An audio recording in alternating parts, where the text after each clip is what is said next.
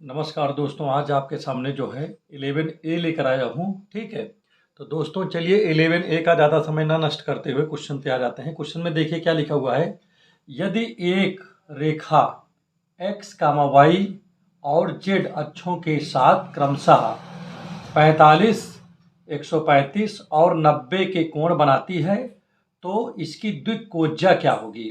तो जैसा कि आपको मैंने बता रखा हूँ पहले से ही, जैसे आपको यहाँ पर द्विकोज्या निकालना है तो आप क्या करोगे, सबसे पहला काम ये क्या होगा, यहाँ लिखोगे सोल्यूशन में। ठीक है, देखिए क्वेश्चन तो मैंने आपको लिख दिया है। ठीक है, यहाँ पर आप क्या लिखोगे, यहाँ पर दिया क्या है, द्विकोज्या मतलब अल्फा। देखिए द्विकोज्या, देखिए एक्स वाई जेड के साथ कितना कितने कितने का कोण बनाता है, 45 का, 135 का और 90 का। तो अल्फा बराबर आप लिख लीजिए 45 और बीटा इक्वल टू आप लिख लीजिए 135 डिग्री लिख लीजिए। ठीक है, और उसके बाद गामा जो है वो कितना है आपका, वो 90 डिग्री है। एक्स एक्स के साथ जो कोण बनता है उसे हम अल्फा से लिखते हैं, वाई के साथ जो कोण बनता है उसे हम बीटा लिखते हैं, और जेड के साथ में जो कोण बनता है उसे हम क्या लिखते हैं, गामा लिख लेते हैं। तो उम्मीद कर रहा हूँ यहाँ तक की बातें आपको अच्छे से समझ में आ गई होगी। ठीक है, अब यहाँ पर क्या पूछ रहा है, इसमें पूछ रहा है तो इसकी द्विकोज्या पूछ रहा है। अर्थात यहाँ पर देखिए आपसे जो पूछ रहा है उसको देखिए ध्यान दीजिएगा। अब आप यहाँ पर क्या लिखोगे, आपको निकालना है, आप यहाँ पर क्या, अब आपको पता क्या है कि m बराबर होता है कास अल्फा। m बराबर क्या होता है, कास अल्फा। और तो अल्फा की वैल्यू कितना दिया है, देखिए ध्यान दीजिएगा, x मतलब 45 दिया हुआ है, तो ये हो गया है, हो जाएगा कितना, 1/√2 इसकी वैल्यू हो जाएगी। इसी प्रकार से देखिए आपका m आपका काम कंप्लीट कर दिया ना, इसमें l बराबर होता है कास अल्फा, सॉरी। ठीक है, और m बराबर आपका क्या होता है, ध्यान दीजिएगा, m बराबर आपका होता है कास बीटा होता है। क्या होता है, कास बीटा होता है। और बीटा की वैल्यू क्या लिखा है, देखिए बीटा की वैल्यू 135 लिखा है। और आपको जैसा कि पता है कि इस बीटा को आप क्या लिख सकते हो, आप चाहो तो ऐसे भी तो लिख सकते हो, 180 माइनस 45। ठीक है, और उस प्रकार से ये क्या हो जाएगा, अब कास 100, देखिए 180 माइनस थीटा में कास की स्थिति निगेटिव होती है। ठीक है, तो माइनस 45 हो जाएगा, और इसकी वैल्यू क्या होती है 45 की, 1/√2 माइनस का 1/√2। ठीक है, इसी तरह आपका n बराबर क्या होता है, फार्मूले में देखिए कास गामा होता है। अब यहाँ पर गामा की वैल्यू देखिए, ध्यान दीजिएगा क्या है, तो गामा की जो वैल्यू है यहाँ पर वो दिया है 90 डिग्री। ठीक है, तो 90 की वैल्यू क्या थी, 0।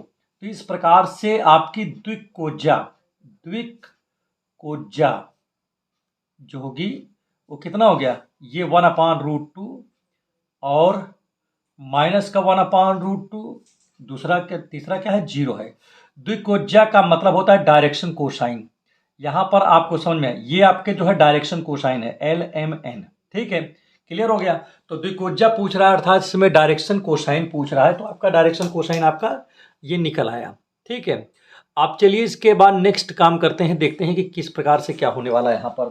ठीक है, अगला क्वेश्चन यहाँ पर लिखा हुआ है कि क्या कोई रेखा x, y और z अक्षों के साथ क्रमशः 45, 60 और 120 के कोण बना सकती है। तो ठीक है, कोई बात नहीं है, ये क्वेश्चन नंबर 2 है आपका। बना सकती है कि नहीं बना सकती है, ये तो जो है लगाने के बाद ही पता लगेगा। तो यहाँ पर भी वही सेम प्रोसीजर आप करोगे। अल्फा की वैल्यू यहाँ पर 45 दे रखा है, बीटा की जो वैल्यू है वो 60 डिग्री दे रखा है, और गामा की जो वैल्यू है वो 120 दे रखा है।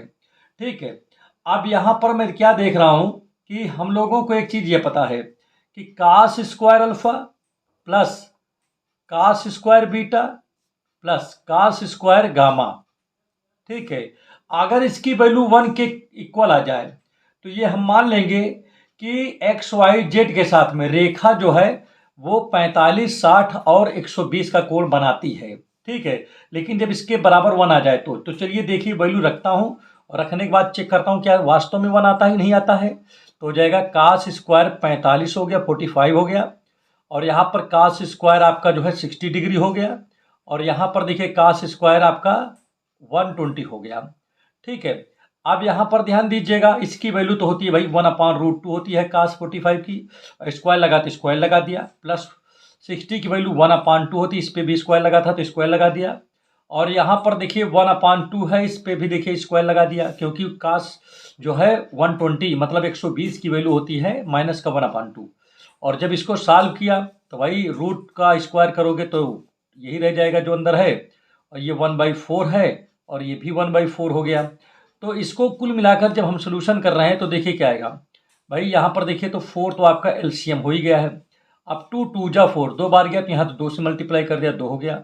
अब 4 इकन्नम 4, 4 1 जा 4, तो एक बार गया तो 1 से कर देंगे, या 4 1 जा 4 मतलब 4 इकन्नम 4, एक बार गया तो 1 से इसमें मल्टीप्लाई करेंगे, तो टोटल आ गया 4/4 और जो कि कट गया तो वैल्यू 1 आ गया।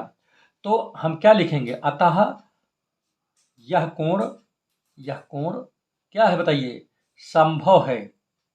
संभव क्या है, क्या लिखोगे, संभव है। क्यों संभव है, कारण आपको अच्छे से पता हो चुका है।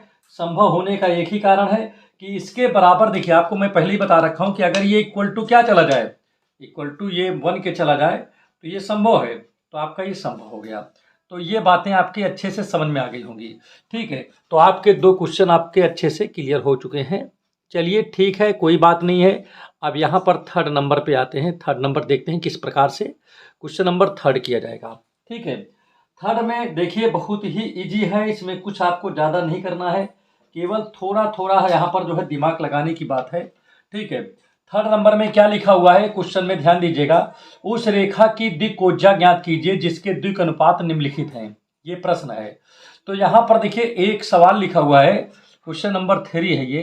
ठीक है, अब यहाँ पर 3 में देखिए क्या लिख रखा है, वही मैं करता हूँ यहाँ पर देखिए ध्यान दीजिएगा, यहाँ द्विकोज्या दिया हुआ है।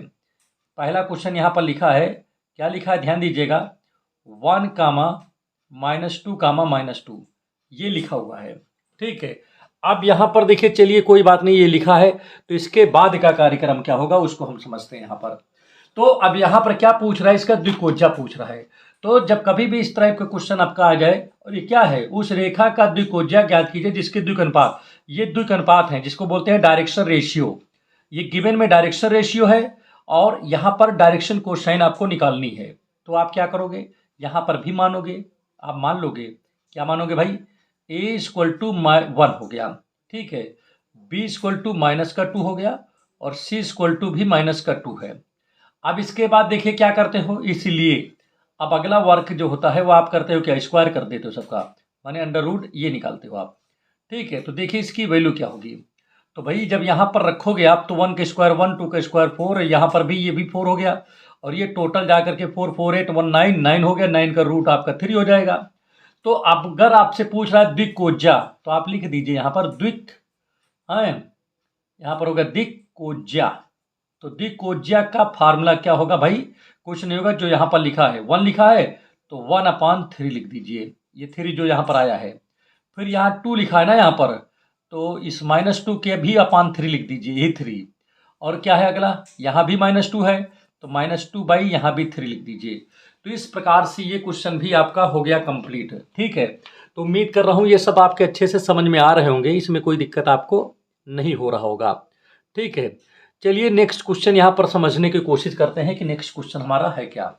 देखिए क्वेश्चन नंबर आपका 3 हो चुका है, क्वेश्चन नंबर अब आ जाइए 4 पे। ठीक है, तो देखिए 4 नंबर का जो क्वेश्चन है उसमें क्या लिख रखा है, यहाँ पर देखिए लिखा क्या है उसको समझते हैं।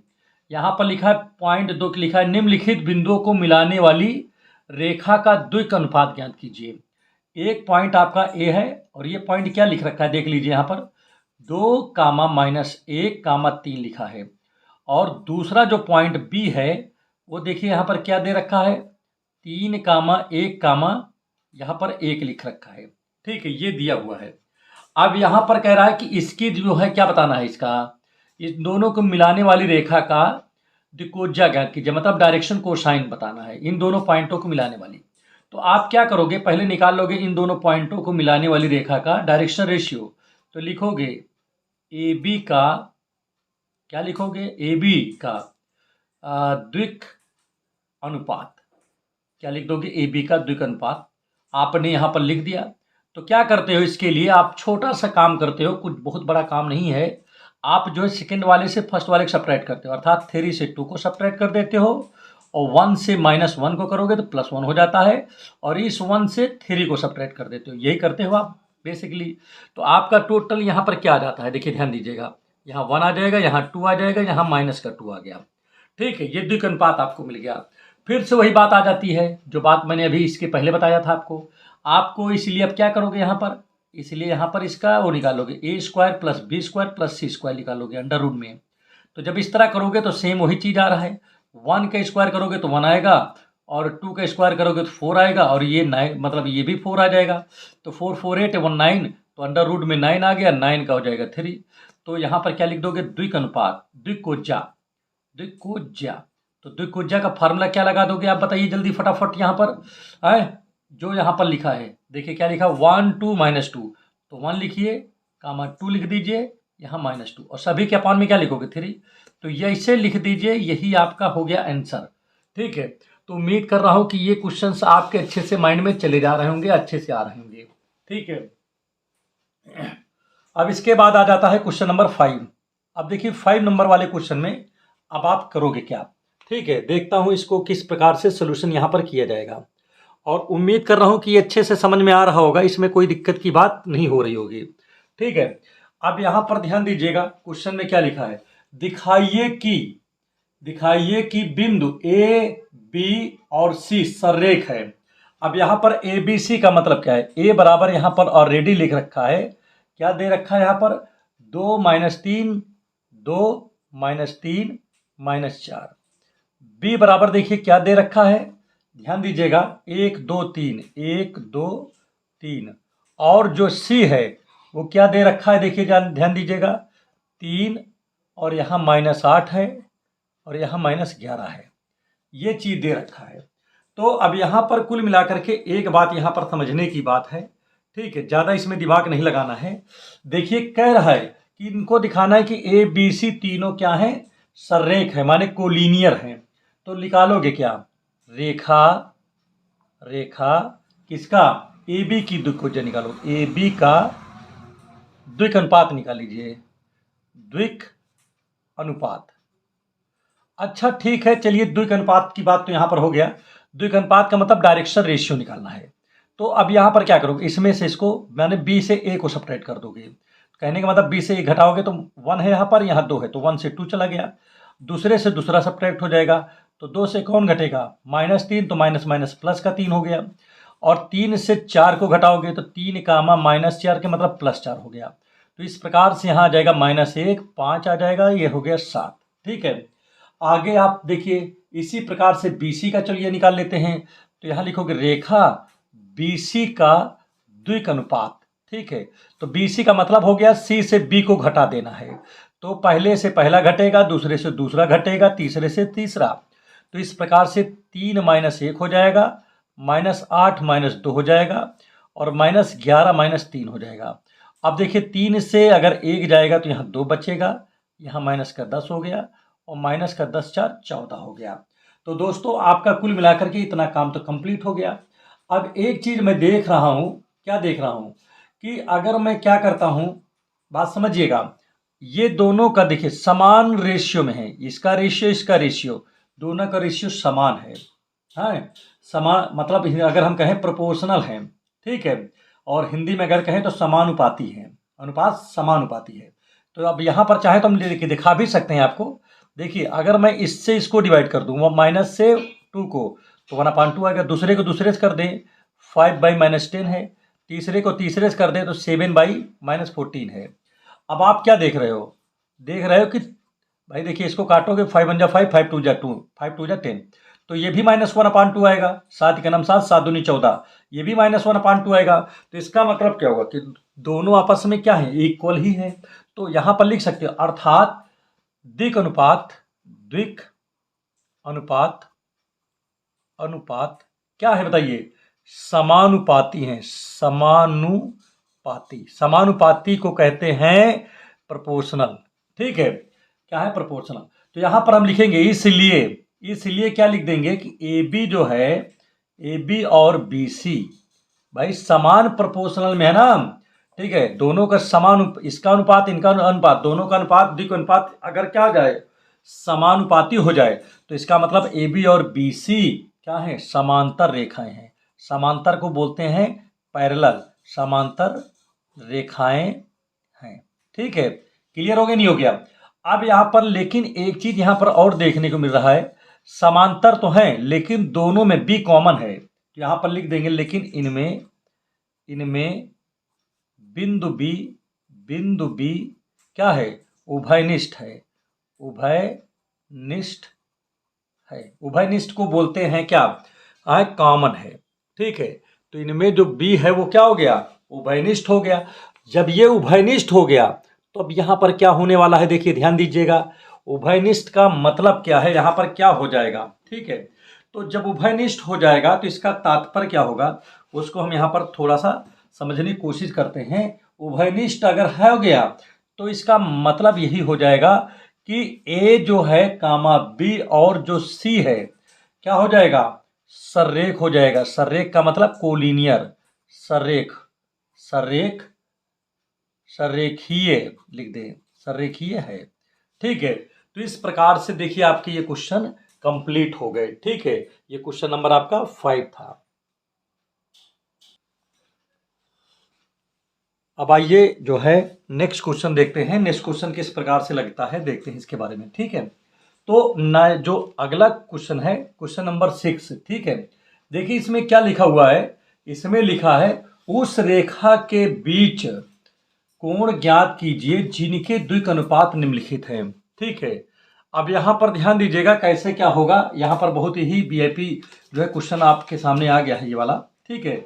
यहाँ पर बिल्कुल दिमाग आपको नहीं लगाना पड़ेगा, ठीक है। और करना क्या है, देखिए इसमें लिखा हुआ है उन रेखाओं के बीच कोण ज्ञात कीजिए जिनके द्विक अनुपात दिए हैं। बिल्कुल उसी तरह है क्वेश्चन, ये क्वेश्चन नंबर 6 यहाँ पर लिख भी दे रहा हूँ, देखिए ध्यान दीजिएगा।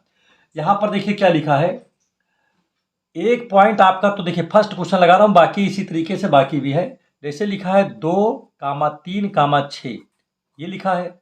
और क्या लिखा है इसके साथ में ध्यान दीजिएगा, 1,2,2 लिखा है कि नहीं। अब यहाँ पर देखिए इनके बीच का क्या बताना है आपको, माने उन रेखाओं के बीच का कोण ज्ञात कीजिए जिसके द्विक अनुपात दिए हैं, ठीक है। तो अब यहाँ पर ध्यान दीजिए, ये क्या है, ये 2 आपके पास लाइन थे, जिस फर्स्ट लाइन की यहाँ डायरेक्शन ये क्या है, ये आपका डायरेक्शन रेशियो है, ये सेकेंड लाइन का डायरेक्शन रेशियो है। अब इन दोनों के बीच का आपको एंगल बताना है। तो कुछ ना कीजिए, यहाँ पर जैसे आप यहाँ पर मान लीजिए, क्या करोगे, यहाँ पर मान लीजिए देखिए A1 बराबर यहाँ पर 2 दिया है, ठीक है। और B1 इक्वल टू यहाँ पर 3 दिया है, और C1 इक्वल टू यहाँ पर क्या दिया है, 6 दिया है। और इसी तरीके से यहाँ पर भी देखिए, और यहाँ पर A2 इक्वल टू आपका 1 दिया है, और B2 इक्वल टू यहाँ पर 2 दिया है, और C2 इक्वल टू भी आपका यहाँ पर 2 दिया है।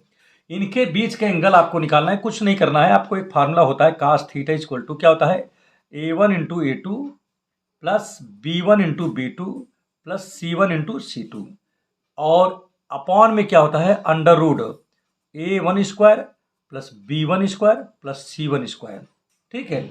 और यहाँ पर देखिए यहाँ पर इंटू में होता है, इंटू में दूसरे ब्रैकेट में क्या होता है, A2 square plus B2 square plus C2 square, ये होता है, ठीक है। तो आप चलिए इसको जो है यहाँ पर रख देते हैं सारी वैल्यू और देखते हैं कि क्या आता है। तो A1 की देखिए इन दोनों का मल्टीप्लाई होगा तो 2 1 जा 2 प्लस, अब इन दोनों का मल्टीप्लाई होगा 3 2 जा 6, ठीक है।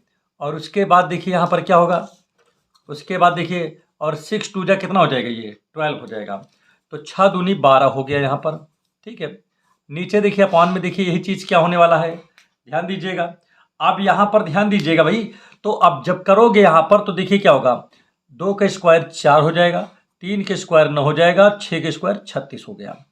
और सेकेंड ब्रैकेट में क्या आएगा, देखिए यहाँ पर देखिए क्या लिखा 1 2 2, तो 1 के स्क्वायर 1, 2 के स्क्वायर 4, 2 के स्क्वायर 4। तो टोटल यहाँ पर देखिए क्या होने जा रहा है, 12 6 18 2 20, यहाँ पर तो 20 हो गया। और यहाँ पर देखिए 36 4 40 49, 49 का मतलब क्या होगा 7 हो जाएगा, वर्गमूल निकालेंगे तो, और 4 4 8 1 9 9 का 3 हो जाएगा। तो अब यहाँ पर देखिए क्या हो गया आपका, यही ध्यान दीजिएगा। अब यहाँ पर हम लिख सकते हैं कि cos थीटा, क्या लिखेंगे यहाँ पर ध्यान दीजिएगा, ठीक है। यहाँ पर लिखेंगे cos थीटा इक्वल टू लिख देंगे 20/21 हो जाएगा। और इस चीज़ को देखिए मैं क्या लिख सकता हूँ, तो थीटा इक्वल टू क्या हो जाएगा आपका cos इनवर्स 20/21 आ जाएगा। तो इस प्रकार से ये क्वेश्चन आपका सॉल्व हो गया, इसमें कोई आपको ज़्यादा दिक्कत नहीं पड़ा, ठीक है। तो चलिए कोई बात नहीं है, अब आपको जो है 7 नंबर का क्वेश्चन बताते हैं। देखिए 7 नंबर में क्या लिखा हुआ है, ठीक है।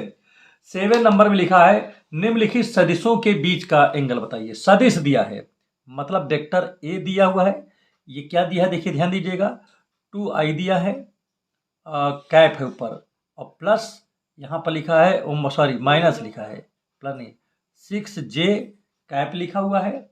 और देखिए इसके बाद क्या लिखा है यहाँ पर प्लस, यहाँ पर 3k कैप लिखा है। ठीक है, ये चीज़ इतने चीज़ लिखा हुआ है यहाँ पर। ठीक है, और अब यहाँ पर देखिए करोगे क्या आप, इसमें इतना लिखा है। अब b की वैल्यू देखिए ध्यान दीजिएगा, b की वैल्यू क्या लिख रखा है उसको भी देख लेते हैं। ठीक है, और b की वैल्यू देखिए यहाँ पर क्या है, वेक्टर v लिखा है i cap plus 2j cap और -2k कैप, ये लिख रखा है। ठीक है, अब चलिए ठीक है, दो चीज तो आपके अच्छे समझ में आ गई होंगी। ठीक है, अब यहाँ पर देखिए इसके बाद हम लोग क्या करेंगे, इसके बाद हम लोगों का छोटा सा काम है कि यहाँ पर एक फार्मूला हम लोगों को पता है, फार्मूला क्या है उसके बारे में थोड़ा सा आप लोग जो है अच्छे से समझ लें तो ज़्यादा बेहतर होगा, ताकि जो है क्वेश्चन में कोई दिक्कत आपको समझने में ना हो। ठीक है, तो जो फार्मूला होता है वो होता है कास थीटा। तो कास थीटा बराबर आपका क्या होता है, vector A dot vector B upon mod A mod B vector, ये फार्मूला होता है। ठीक है, तो चलिए इस फार्मूले में जो है क्वेश्चन को रखते हैं, देखते हैं कि क्या आता है। तो यहाँ पर दोस्तों करेंगे क्या, ए वेक्टर की जगह पे यहाँ पर क्या लिखा है, 2i और -6j और यहाँ पर +3k है। ठीक है, और डॉट लिखा, डॉट जिसको बोलते हैं स्केलर अदिश गुणन, स्केलर प्रोडक्ट है। और यहाँ पर क्या है i + 2j और यहाँ पर लिखा है -2k। अपॉन में देखिए क्या लिखा है इसका मॉड का मतलब क्या हुआ, इसके i का कोफिशिएंट क्या है 2, 2 2 4 हो जाएगा। यहाँ पर 6 का देखिए j का -6 है तो ये -6 को करेंगे तो 36 आ जाएगा, माने इसका स्क्वायर कर देंगे। ठीक है, और यहाँ k का जो है 3 है तो 3 3 जा आपका 9 हो जाएगा। यहाँ पर देखिए मॉड में भी है तो इसको भी कर दीजिए इसी लगे हाथ। तो देखिए इसमें कुछ नहीं तो 1 होगा, तो 1 का स्क्वायर 1 हो गया, 2 का स्क्वायर 4 हो गया, -2 का स्क्वायर करेंगे तब भी 4 होगा, माइनस माइनस प्लस हो जाएगा ना ये। अब इसके बाद देखिए क्या हो जाएगा, आपको पता है कि आई डॉट आई, आपको पता है कि आई डॉट जो आई होती है इसकी वैल्यू 1 होती है, जे डॉट जे की वैल्यू ये भी आपकी क्या हो जाती है, बोलिए, ये भी 1 होती है जब अगर सेम है तो, एक जैसा है तो। ठीक है, स्केलर प्रोडक्ट में। लेकिन यही चीज़ अलग अलग हो जाए, कहीं आई के साथ जे को कर दे या जे के साथ किसी और को कर दो तो वो 0 हो जाता है। तो इसलिए हम क्या करेंगे, अलग अलग नहीं करेंगे, क्योंकि अलग में तो वैसे भी 0 हो जाएगा। तो जो सेम है उसमें कर दीजिए। तो 2 का अगर इसमें मल्टीप्लाई करेंगे, देखिए 2i का i में मल्टीप्लाई करेंगे तो 2i डॉट आई हो जाएगा कि नहीं हो जाएगा बताओ। इसी प्रकार से अगर 6 का अगर -2 में पहले कर दीजिए तो -12 हो गया, और जे को जे में करेंगे तो क्या आएगा, जे डॉट जे हो जाएगा। और इसी प्रकार से यहाँ पर 3 2 जा -6 हो जाएगा और ये के डॉट के हो जाएगा। चलिए, मैं फर्स्ट क्वेश्चन था इसलिए मैंने सोचा कि सब लगा देता हूँ ताकि ये अच्छे से आपको आने लगे। अब इसके बाद देखिए क्या हो जाएगा, इनको ऐड करोगे तो ये आपका जो है 49 हो जाएगा और ये आपका 9 हो गया। जैसा कि आपको अच्छे से पता है कि आई डॉट आई की वैल्यू 1 होती है तो यहाँ तो 2 ही बचेगा, यहाँ -12 बचेगा, यहाँ पर -6 बचेगा और नीचे क्या है, ये 7 है, ये 3 है। तो कास थीटा की जो वैल्यू है वो क्या हो जाएगी, ध्यान दीजिएगा। कास थीटा की वैल्यू यहाँ पर देखिए ये आपका कितना हो जाएगा, 18 से जाएगा तो -16, ऊपर तो -16 हो गया और नीचे 21 हो गया। तो अगर मैं बात करूँ कि यहाँ पर थीटा की वैल्यू क्या निकल के आएगी, तो यहाँ पर आप लिख दीजिएगा, लिख देंगे, क्या लिखेंगे कि थीटा इक्वल टू नई लाइन से लिख दे रहा हूँ कि थीटा इक्वल टू आपका आ जाएगा कास इनवर्स -16/21 हो जाएगा। तो ये आपका हो गया आंसर। ठीक है, तो उम्मीद कर रहा हूँ कि ये 7 नंबर तक के क्वेश्चन आपको अच्छे से समझ में आ गए होंगे, इसमें कोई आपको आपत्ति नहीं होगी, कोई दिक्कत आपको नहीं हुआ होगा। ठीक है, अब चलिए नेक्स्ट क्वेश्चन आपको बताते हैं कि नेक्स्ट क्वेश्चन किस प्रकार से सॉल्व होगा। ठीक है, अब आज ये क्वेश्चन नंबर किस पे आते हैं, हम लोग जो है नेक्स्ट क्वेश्चन पे आते हैं। अब नेक्स्ट क्वेश्चन हमारा कौन सा है, 7 नंबर हो चुका है। अब आ जाते हैं 8 नंबर के क्वेश्चन पे। 8 नंबर का क्वेश्चन किस प्रकार से सॉल्व होगा। ठीक है, यहाँ पर क्या दे रखा है इन्होंने, ध्यान दीजिएगा। यदि आकाश में 4 बिंदुओं के निर्देशांक A B C और डी दिए हैं, तो सिद्ध कीजिए ए बी जो है सी डी के समांतर हैं। चार बिंदु कौन है, देखिए ध्यान दीजिएगा, ए बराबर यहाँ पर क्या दे रखा है 1 2 3 दे रखा है। और देखिए ध्यान दीजिएगा बी इक्वल टू क्या दे रखा है, बी इक्वल टू दिया है इसमें 4 5 7 दिया है। सी इक्वल टू क्या दे रखा है, लिख लेता हूँ पहले, -4 3 -6 दे रखा है। और डी इक्वल टू देखिए बेटा यहाँ पर क्या दे रखा है, यहाँ पर 2 दिया है, 9 दिया है, 2 दिया है, ये दे रखा है। ठीक है, अब चलिए इसमें से जो है काम क्या करते हैं, कह रहा है सिद्ध कीजिए कि ए बी और क्या है, ए बी और सी डी आपस में समांतर हैं। तो कुछ नहीं करना है, पहले चलिए ए बी की बात कर रहा है तो पहले ए बी का द्विक अनुपात निकाल लेते हैं। तो ए बी का द्विक अनुपात क्या निकालेंगे, द्विक अनुपात। तो ए बी का द्विक अनुपात बराबर क्या होगा, मतलब बी से ए वाले को घटा देना है। तो 4 से देखिए 1 जाएगा, 5 से 2 जाएगा और 7 से 3 जाएगा। तो लिख देते हैं 4 -1 कामा 5 -2 कामा 7 -3। और जब घटाएंगे इसमें से तो कितना आ जाएगा, 3 हो गया और यहाँ भी 3 बचेगा, यहाँ पर 4 बच गया। ठीक है, अब इसके पश्चात देखिए यहाँ पर क्या करेंगे, देखिए हमारा एक काम तो हो गया यहाँ पर। ठीक है, क्या निकल के आया, 3 3 4। ठीक है, अब निकालेंगे, लिखेंगे सी डी का द्विक अनुपात। अब सी डी का जब द्विक अनुपात निकालेंगे तो इसका मतलब कि डी से सी को घटा देना है, मतलब 2 से -4 को घटाना है, 9 से 3 को घटाना है और 2 से 6 को घटाना है। तो यहाँ पर क्या लिखेंगे, 2 कामा -4 का मतलब +4 हो जाएगा, यहाँ पर 9 कामा -3 हो जाएगा और 2 कामा -6 करेंगे तो क्या हो जाएगा, माइनस में प्लस हो जाएगा। और इस प्रकार से यहाँ पर हमारा आ गया 6 4 2 6 हो जाएगा ना, ये तो 6 आ गया, यहाँ भी 6 आ गया और यहाँ पर 8 आ गया। तो चलिए देखते हैं क्या दोनों का जो है प्रोपोर्शनल में है कि नहीं है, अर्थात समानुपाती है कि नहीं है। तो बिल्कुल समानुपाती है। चलिए फर्स्ट वाले को सेकंड वाले से डिवाइड करके देख लीजिए चाहे तो आप। तो अब यहाँ पर हम एक समानुपाती चेक करने के लिए एक चीज़ ये भी लगा सकता हूँ, A1/A2 देख रहा हूँ और B1/B2 हो गया, C1/C2 देख रहा हूँ। ठीक है, तो यहाँ पर क्या हो रहा है, सभी बराबर। अगर इससे इसको डिवाइड करेंगे 3 को 6 से, मतलब क्या हो रहा है कि आप ऐसे देख लो, ध्यान दे लो। तो A1/A2 का मतलब क्या है कि 3/6, फिर अगला क्या है इक्वल टू 3/6 और 4 है नीचे 8 है तो 4/8। और 4 को अगर काटेंगे देखिए 3 कलम 3 3 दूनी 6, 1/2 ये भी आ गया, 3 कलम 3 3 दूनी 6, ये भी 1/2 ये भी 1/2। तो इसका क्या तात्पर्य हो रहा है, इसका मतलब हो रहा है इसीलिए ए बी जो है, ए बी और सी डी क्या है, समांतर रेखा है। क्या है, समांतर है, समांतर हैं लिख दीजिए, क्या मतलब है, ज़्यादा लगाने कोई मतलब है नहीं यहाँ पर। ठीक है, तो ये इस प्रकार से क्वेश्चन आपका जो है सॉल्व हो गया। अब इसके पश्चात देखिए अगला क्वेश्चन जो 9 नंबर का क्वेश्चन है, उसमें देखिए बच्चों यहाँ पर क्या दे रखा है इसने। ठीक है, 9 नंबर भी अब इसमें लंबवत की बात कर रहा है। कैसी बात कर रहा है, लंबवत की बात कर रहा है। तो यहाँ पर देखिए 9 नंबर में सीधा सीधा आप समझ लीजिए कि चारों पॉइंट दिए हैं। ठीक है, तो यहाँ पर ए बी और सी डी दोनों के हम क्या निकालेंगे, द्विक अनुपात निकाल लेंगे। क्या निकालेंगे, दोनों के द्विक अनुपात। तो यहाँ पर पॉइंट क्या दिया है 9 नंबर में, ए इक्वल टू दे रखा है, ध्यान दीजिएगा 6 -6 0 दिया है। बी इक्वल टू क्या गिवन में है, गिवन में है -1 -7 कामा 6 दे रखा है। और सी इक्वल टू यहाँ पर ध्यान दीजिएगा क्या दे रखा है, 3 -4 प्लस का 4।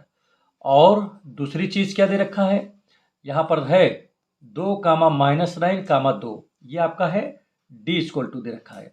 यहाँ पर क्या बताना है कि ए बी और सी डी क्या है, लंबवत है कि नहीं है। तो ये काम क्या करोगे, यहाँ पर काम आप यहाँ पर करोगे, छोटा सा काम है, बहुत बड़ा काम भी नहीं है। ठीक है, आपको जो है इसमें चेक करना है। ठीक है, अब देखिए आप कैसे चेक करोगे, ध्यान दीजिएगा। यहाँ पर आपका क्या हो जाएगा, आप यहाँ पर निकालोगे, क्या निकालोगे, सबसे पहले ए बी का द्विक अनुपात निकालोगे, द्विक, ठीक है, अनुपात। तो देखिए इसका द्विक अनुपात कैसे निकालोगे भाई, -1 से आपका कौन जाएगा, 6 चला जाएगा, और -7 से -6 का मतलब +6 हो जाएगा, और 6 से 0 जाएगा, तो ये हो जाएगा -7 और यहाँ पर -1 और यहाँ पर 6 हो गया कि नहीं। इसके बाद देखिए क्या लिखोगे आप यहाँ पर, अब आप लिखोगे किसके बारे में कह रहा है, सी डी कह रहा है, तो यहाँ लिखोगे सी डी का द्विक अनुपात। द्विक अनुपात आपको पता हो चुका होगा, डायरेक्शन रेशियो को बोलते हैं, ठीक है।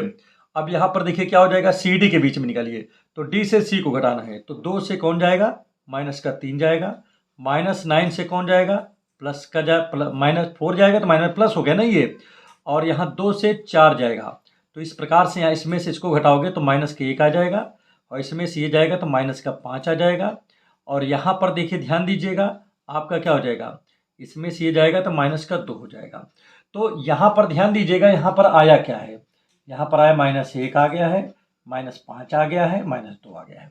अगर अब यहाँ पर परस्पर लंबवत है, ठीक है, तो अगर परस्पर लंबवत, देखिए लंब होने का कंडीशन, होने का, देखिए लंबवत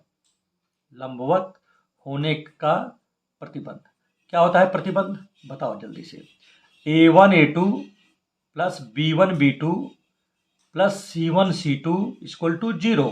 अगर ये आ जाए तो समझ जाइए कि ये परस्पर लंबवत हैं, और समांतर में ये कंडीशन लिखा हुआ है। तो चलिए इसमें रखते हैं, देखते हैं क्या आता है। तो यहाँ पर देखिए क्या आ जाएगा बच्चों, A1 की वैल्यू क्या है, यहाँ पर A1 की वैल्यू यहाँ पर -7 है, और A2 की वैल्यू यहाँ पर -1 है, प्लस B1 की वैल्यू यहाँ पर -1 है, ठीक है, और B2 की वैल्यू यहाँ पर -5 है, प्लस C1 की वैल्यू 6 है, और C2 की वैल्यू -2 है। तो इस प्रकार से ये जो है आपका कितना हो जाएगा, जब इसको मैंने सॉल्व किया तो देखा ये वैल्यू आपका टोटल 0 चला गया। तो यहाँ पर क्या लिख देंगे, यहाँ पर लिख देंगे AB और CD परस्पर क्या है, लंबवत है, ठीक है। तो यहाँ तक के आपके क्वेश्चन सॉल्व हो गए हैं, इसको आप जो है अच्छे से अपनी कॉपी में लिख लीजिए। अब आइए इसके बाद जो है क्वेश्चन नंबर 9 आपका कंप्लीट हो गया।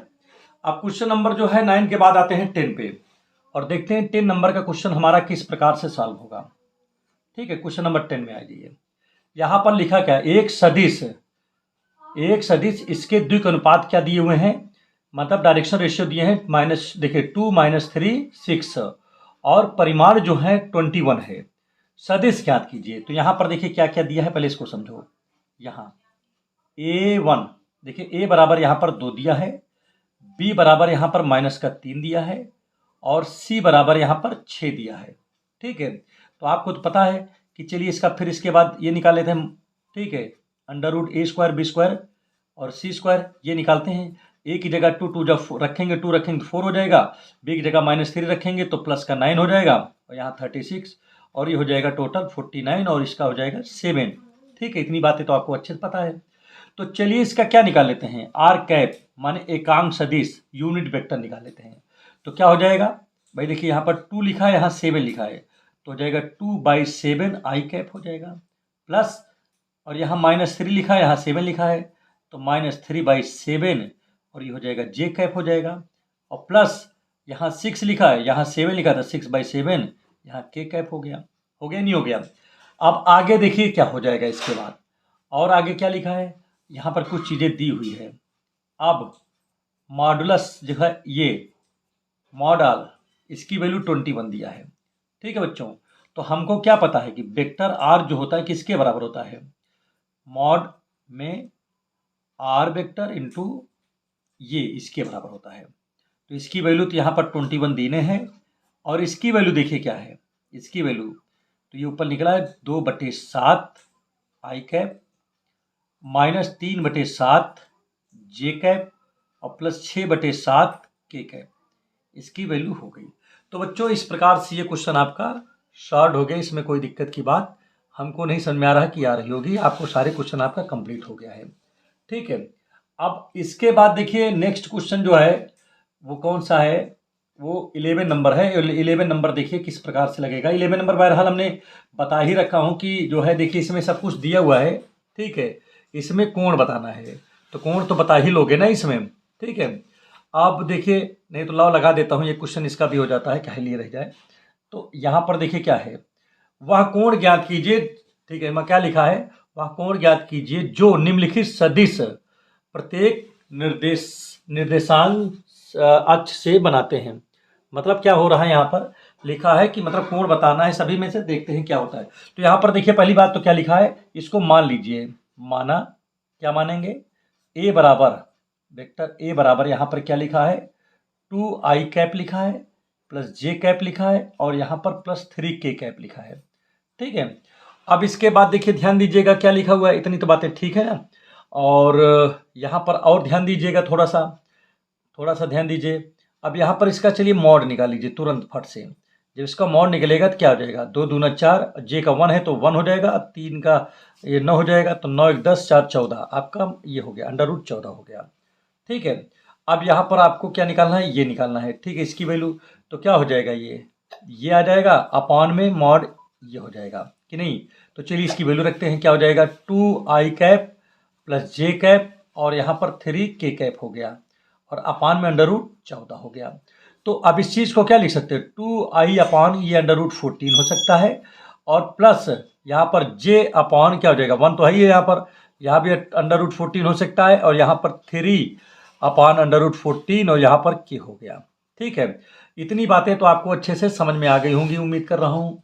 ठीक है, तो i j k का जो यही कोफिशिएंट होता है, यही तो आपका आंसर हो जाता है। तो यहाँ पर आप क्या लिखोगे, यहाँ लिखोगे कास अल्फा बराबर आ जाएगा 2/√14 हो जाएगा। ठीक है, बस कितना हो जाएगा, 2/14 हो गया ना, ये भाई कास अल्फा की तो वैल्यू है।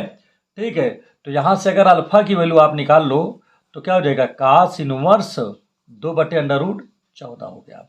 तो आपका एक निकल आया। इसी प्रकार से कास बीटा की मैं बात करूं तो कितना होगा, 1/14, जे का कोफिशिएंट होता है कि नहीं होता है। तो यहाँ पर अगर मैं बात करूं किसकी, कि बीटा की वैल्यू क्या हो जाएगी, तो कास इनवर्स आपका हो जाएगा 1/√14 हो जाएगा। ठीक है, कास गामा में बात आ जाइए, तो गामा के लिए भी सेम प्रोसीजर यही है। गामा में क्या जा रहा है, 3/14 जा रहा है, तो यहाँ लिखोगे 3/√14 लिख दोगे।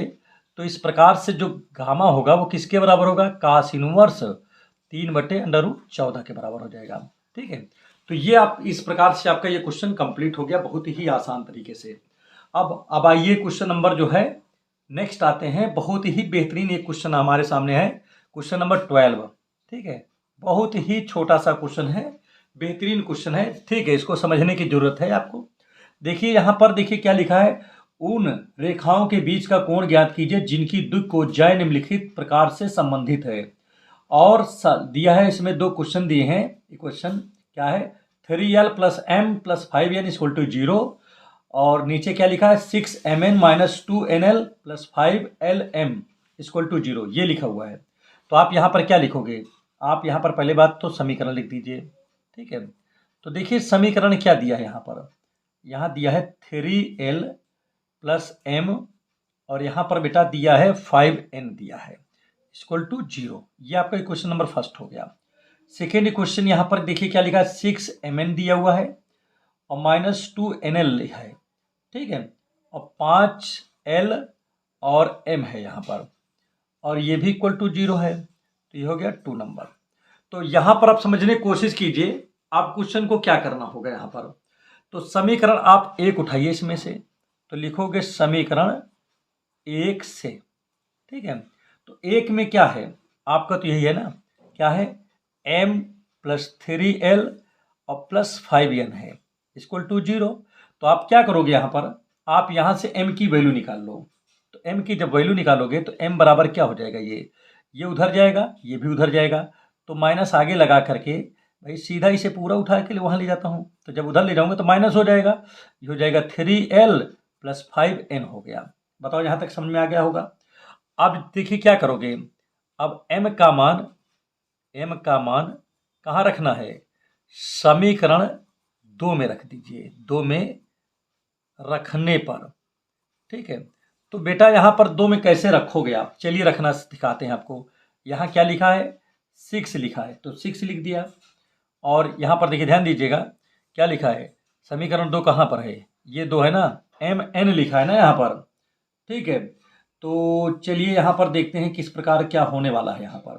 ठीक है, बहुत ही बेहतरीन सवाल है ये, इसमें बिल्कुल दिमाग आपको नहीं लगाना है, ठीक है। देखते हैं क्या आता है ये, ठीक है। तो यहाँ लिखा है 6 और m की जगह यहाँ पर क्या लिखा है, माइनस का 3l प्लस 5n लिखा हुआ है, और इंटू में n तो है ही है, यहाँ पर -2nl लिखा हुआ है और प्लस 5 लिखा है, l लिखा है, और m की जगह पे क्या लिखा हुआ है यहाँ पर, माइनस का ये, तो 3l प्लस 5n ये लिखा है ना, वो भी माइनस का, तो माइनस यहाँ लग जाएगा आगे, और क्या होगा, इक्वल टू 0 हो गया कि नहीं। अब आगे देखिए क्या होगा, अब इसको तोड़ दीजिए, ब्रैकेट को ऑफ कर दीजिए, तो 6 3 18 हो जाएगा, -18l हो गया, और माइनस 6 पंचे ये आपका 30 हो जाएगा, n² हो गया कि नहीं। आगे देखते हैं क्या है, -2nl तो यहाँ पर है ही है, और -5l है, इसका मल्टीप्लाई जब इसमें करेंगे तो 5 तिहाई 5 3 जा 15l² हो गया, और माइनस और प्लस ये भी माइनस हो जाएगा, 5 5 जा कितना होगा 25ln हो जाएगा, इक्वल टू 0 हो गया, ठीक है। अब इसके बाद देखिए बच्चों यहाँ पर क्या होगा, कुछ क्या इसमें कोई काम हो पा रहा है कि नहीं।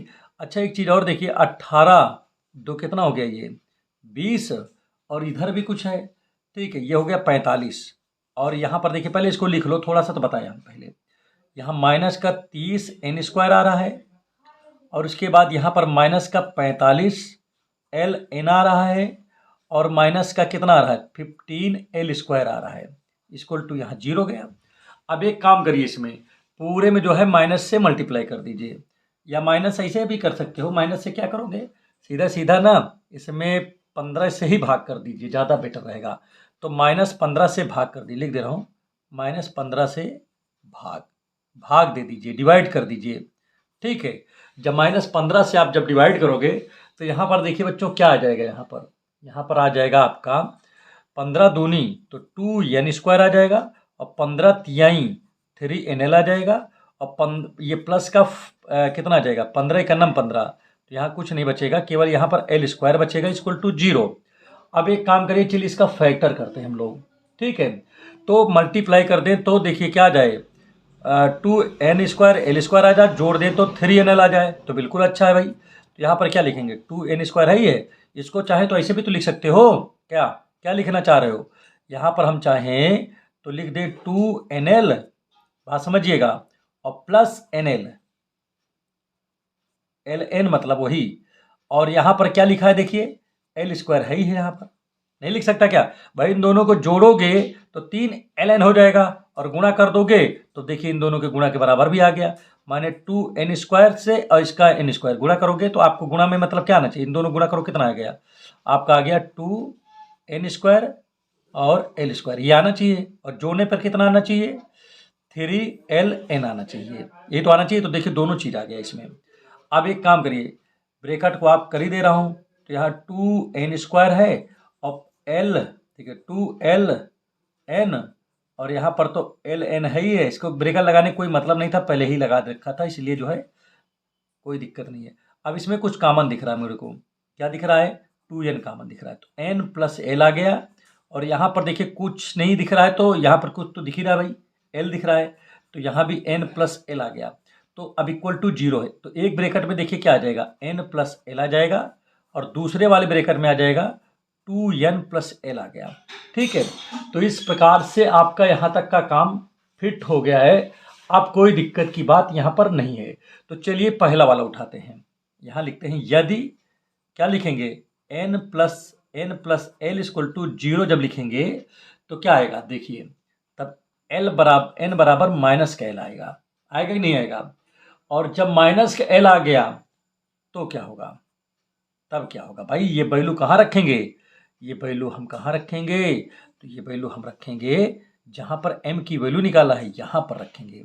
समझ में आ रहा है नहीं आ रहा है, तो चलिए वहाँ पर रख के देखते हैं क्या आ जाएगा।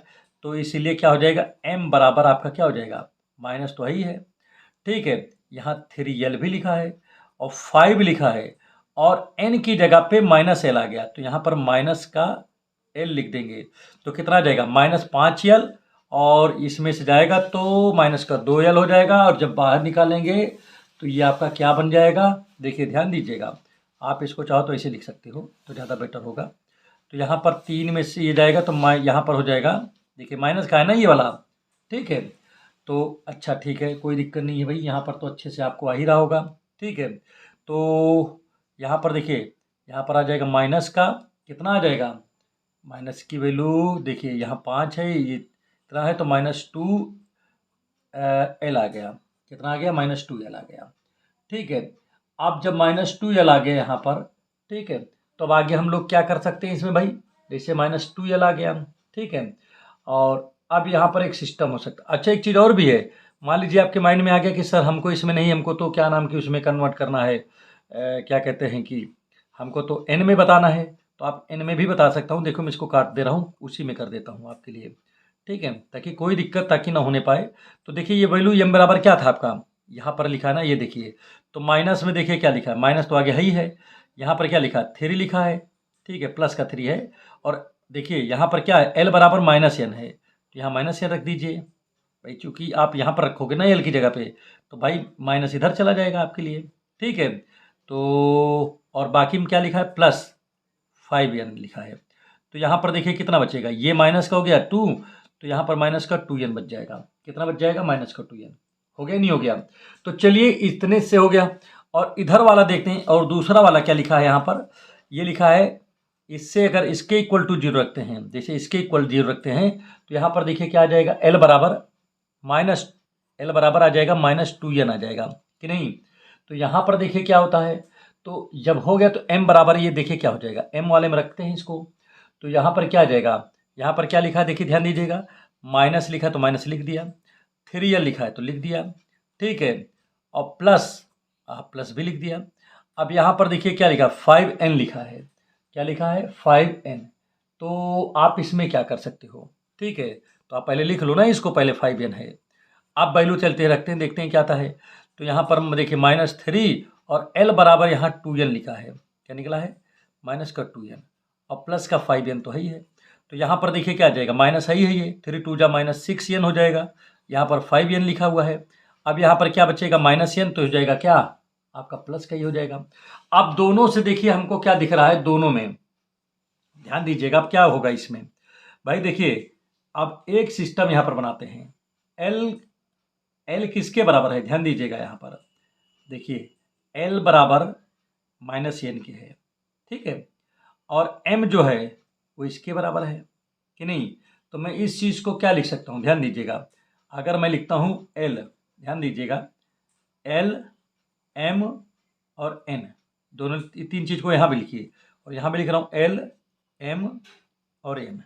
तो अब यहाँ पर ध्यान दीजिएगा, क्या करोगे, अगर l के साथ में किसका हम संबंध देखते हैं बताइए, अगर l के साथ में, देखिए हमारी बात समझो, l के साथ किसका संबंध है, देखिए n का है, तो अगर n बराबर क्या हो जाएगा, देखिए l के नीचे क्या लिखा है यहाँ पर, -1 है, l के पास है, तो सीधा सीधा -1 लगाओ, बहुत ज़्यादा सोचने की जरूरत नहीं है। m के पास देखिए यहाँ पर क्या है, जैसे अगर यहाँ पर देखिए ये लिखा है, इसके इंटू में 2 लिखा है ना, तो जब इसको उधर ले जाओगे तो m/2 हो जाएगा, माइनस का 2 हो जाएगा, तो n के पास कितना बचा, कुछ नहीं बचा, तो 1 हो गया। ठीक है, एक तरीका ये हो गया। ठीक है, इसी प्रकार यहाँ भी देखिए, अब देखिए ध्यान दीजिएगा, इनके इनके बीच में देखिए, ध्यान दीजिएगा। ठीक है, अगर n बराबर मैं बात करता हूँ, n बराबर कितना होगा, m है, तो n m तो चलिए क्लियर है, कोई दिक्कत नहीं है। ठीक है, n बराबर m है, तो मतलब ये भी इतना, ये भी इतना। और अगर हम इसके साथ इसको देखते हैं, तो यानी किसके बराबर होगा, जब हम इसको इसके अपॉन में ले जाएंगे, तो -2 को ले जाएंगे, तो l बराबर किसके, देखिए n बराबर क्या हो जाएगा, l/-2 हो जाएगा कि नहीं। तो ये दो चीज़ हो गया कि नहीं। अब यहाँ तक अगर समझ में आ गया है, तो समझ लीजिए आपका क्वेश्चन कंप्लीट हो गया। तो ये क्या है, द्विक अनुपातों का, ये देखिए ये दोनों क्या है आपस में, देखिए ये दोनों, अगर आप इसको दोनों को देखोगे तो आपको कुछ दिख रहा होगा, क्या दिख रहा है कि यहाँ ये जो होगी, ये ए की, इसको मानेंगे वेक्टर ए, और ये वेक्टर बी है। ये डायरेक्शन क्या है बताइए, आपके डायरेक्शन रेशियो होंगे ना। ठीक है, ये भी डायरेक्शन रेशियो है, नीचे है। ठीक, तो अब आप यहाँ पर चाहो तो आप यहाँ पर लिख सकते हो, ये बगल में मैं लगा देता हूँ, क्योंकि जगह अब सोच रहा हूँ कि इसको इधर उधर ना करें। तो यहाँ पर देखिए क्या होगा, अब इन द्विक अब इन द्विक अनुपातों के समांतर सदिश, द्विक अनुपातों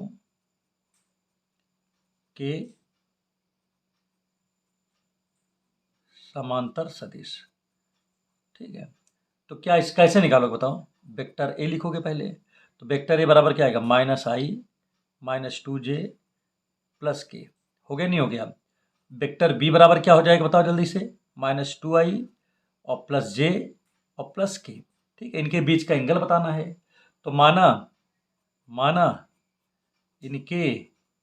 माना वेक्टर ए और बी के बीच का कोण, क्या माना हूँ कोण बताओ? थीटा माना हूँ, थीटा है।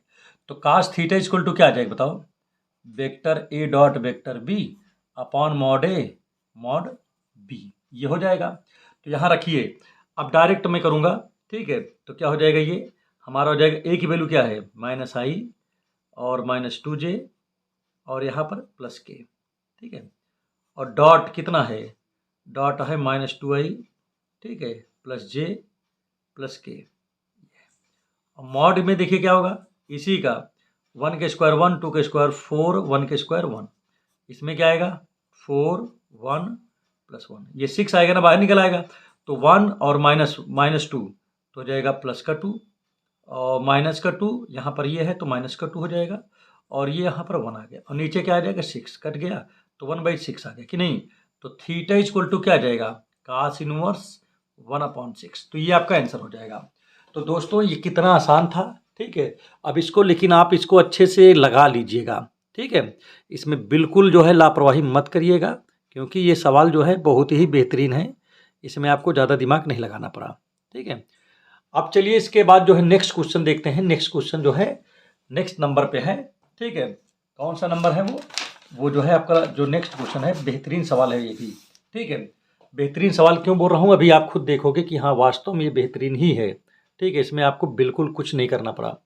तो यहाँ पर देखिए अगला जो क्वेश्चन है वो 13 नंबर है, सेम इसी तरह है, ठीक है। 13 नंबर, तो 13 नंबर में देखिए क्या लिखा है। यहाँ पर लिखा है सिद्ध कीजिए रेखाएं जिनकी दिक्कोजा L प्लस, देखिए यहाँ पर लिखा L plus M plus N बराबर 0, ये लिखा है। और क्या है दूसरा वाला? क्या है ये? 1 नंबर इसको मान लीजिएगा, ठीक है। दूसरा आपका है 3LM, ठीक है, -5MN और प्लस 2LN इक्वल टू 0, ये आपका दूसरा है, ठीक है। और कह रहा है कि देखिए द्वारा संबंधित है, परस्पर लंब है, यहाँ पर ये आपको दिखाना है। तो चलिए इसमें भी देखते हैं कि किस प्रकार से ये क्वेश्चन लगेगा। तो यहाँ पर भी वही सिस्टम लगाने की कोशिश करूंगा, देखिए क्या होता है यहाँ पर, ठीक है। तो यहाँ पर दोस्तों कि देखिए क्या लिखा है यहाँ पर।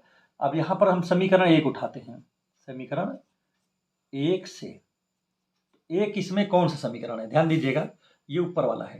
तो यहाँ से चलो L की वैल्यू निकालते हैं। तो L बराबर कितना हो जाएगा? इन सबको उधर ले जाएंगे तो माइनस का M हो गया, माइनस का N हो जाएगा, माइनस कॉमन ले लेंगे तो M प्लस N हो जाएगा कि नहीं हो जाएगा? बताओ, हो जाएगा ना? इतनी बातें, चलिए इतनी बातें क्लियर हो गया, ठीक है। अब इसके बाद क्या करेंगे? इसको समीकरण उठा करके 2 में रख देंगे। तो यहाँ लिखेंगे समीकरण 2 से, ठीक है। आप 2 में रखिए, चलिए देखते हैं क्या आता है। तो 2 में क्या लिखा? 3 और L लिखा है। L की जगह क्या रखोगे? यही रख देता हूँ -M-N, ठीक है। रख दिया नहीं रख दिया? बाकी M तो है ही है यहाँ पर, -5MN है, ठीक है। और यहाँ पर क्या लिखा है? 2 और L की जगह पे देखिए क्या है? -M-N और यहाँ N है ही है, इक्वल टू 0 हो गया, ठीक है। अब इसके पश्चात देखिए अगला वर्ग क्या हो सकता है। इसमें हम लोग क्या कर सकते हैं भाई? इसमें इसको तोड़ सकते हैं। तो -3M² हो जाएगा भाई, इधर से M जाएगा, इधर से ये जाएगा, और -3MN हो गया, ठीक है। इधर देखिए क्या लिखा हुआ है, इधर में देखिए, इधर ध्यान दीजिएगा, बहुत बढ़िया सवाल है। यहाँ पर थोड़ा ध्यान देने की बात है, 5MN है, ठीक है। और यहाँ पर देखिए क्या लिखा है, -2MN हो गया, और यहाँ पर -2N² इक्वल टू 0 लिखा हुआ है, ठीक। अब यहाँ पर दोस्तों देखिए क्या करना, अब हम लोग यहाँ पर और आगे क्या कर सकते हैं? बस वही काम है, बार बार वही काम कर रहे हैं, कोई जो है अंतर नहीं कर रहे हैं, एकदम आसान तरीके से लगा रहे हैं हम लोग। अब देखिए इसमें देखिए क्या लिखा है, स्क्वायर वाला दिए तो 3M² तो है ही है, MN तो 5 3 8 8 2 10, तो यहाँ पर हो गया -10MN हो गया, और यहाँ पर -2n² तो है, ये इक्वल टू 0 है। तो माइनस से जब डिवाइड कर देंगे तो क्या बन जाएगा, ये हो जाएगा 3m² प्लस 10mn हो गया, और यहाँ पर +2n हो गया स्क्वायर में, इक्वल टू 0 हो गया। तो चलिए इतनी बातें तो आपको क्लियर हो गया होगा, कोई दिक्कत नहीं हो रही होगी, आ रहा होगा समझ में, उम्मीद कर रहा हूँ। अब इसके बाद देखिए क्या करते हैं हम लोग। अब इसके बाद नेक्स्ट वर्क जो हम करेंगे उसमें देखिएगा कि हम लोग क्या करते हैं, पूरे में n² से भाग कर देते हैं। तो क्या हो जाएगा, 3m² बटे n² हो जाएगा। यहाँ पर क्या हो जाएगा, 10 लिखा है, mn है ही है यहाँ पर, अपान में यहाँ भी n² हो गया, और यहाँ पर केवल 2 बचेगा क्योंकि n² से n² कट गया ना इसमें, ठीक है। और यहाँ पर देखिए मैं इस चीज़ को क्या लिख सकता हूँ यहाँ पर, चलिए कोई बात नहीं है। अब इसके बाद जो है नेक्स्ट वर्क हमारा देखिए क्या होने वाला है, ठीक है। मैं यहाँ पर एक काम करूँगा, ठीक है। तो काम क्या करूँगा इसको भी आप पहले आप लोग समझ जाइएगा थोड़ा सा, ठीक है। अच्छा एक चीज़ यहाँ पर बताइए, देखिए आपका देखिए अब यहाँ पर देखिए दो घात समीकरण एक आपने पढ़ा होगा, ठीक है। वहाँ से हम इसको जो है सोचेंगे कि हाँ इसमें होना क्या है। तो देखिए ध्यान दीजिएगा, इस चीज़ को हम 3 इसको लिख सकते हैं m/n टोटल का होल स्क्वायर, और यहाँ 10 और एक n से n कट गया इसमें, तो क्या बचेगा, यहाँ m/n आ गया कि नहीं आ गया, और +2 है इक्वल टू 0 है। तो यहाँ पर देखिए मूलों का गुणनफल एक होता है, ठीक है। यहाँ पर ध्यान दीजिएगा, एक चीज़ और भी यहाँ पर थोड़ा, जैसे मान लीजिए ये लिखा है, एक मान लेता हूँ कि एक मूल है आपका जो है, देखिए इसमें एक मूल को मैं क्या मान लेता हूँ, m1 n1, और दूसरा मूल हमने क्या माना हूँ यहाँ पर m2 n2 ये माना हूँ। तो मूलों का गुणनफल का फार्मूला क्या होता है भाई, आपका होता है c/a होता है ना। तो चलिए गुणा करते हैं, मूल मान लीजिए इसका, देखिए भाई देखिए चूंकि इस फॉर्म में है ना ये, तो भाई जिसे आपको क्या करोगे आप, m1 n1 गुणे m2 n2, तो क्या हो जाएगा c/a ना। तो c/a का मतलब क्या है, c की जगह 2 है और a की जगह 3 है, हो गया नहीं हो गया है। चलिए ठीक है। तो अब इस चीज़ को देखिए आप क्या कर सकते हो, बहुत ज़्यादा करोगे तो आप यहाँ पर ये लिख सकते हो, देखिए आप इस जो यहाँ पर m1 है और m2 है, अगर आप बहुत करोगे तो ये जो 2 इधर है इसको इधर जब लाओगे तो बटे में हो जाएगा, और यहाँ इक्वल टू 3 तो बटे में ही है, n1 n2 इधर भाग में, इधर जाएगा तो गुणे में हो जाएगा, बहुत करोगे ये कर लोगे। चलिए यहाँ तक तो बात आपके अच्छे से समझ में आ गई होंगी, ये क्वेश्चन नंबर 3 बन गया, ठीक है। अब इसके बाद पुनः जो है कहाँ पर लौट के आएंगे, पुनः जो है समीकरण 1 पे आ जाएंगे, समीकरण 1 से।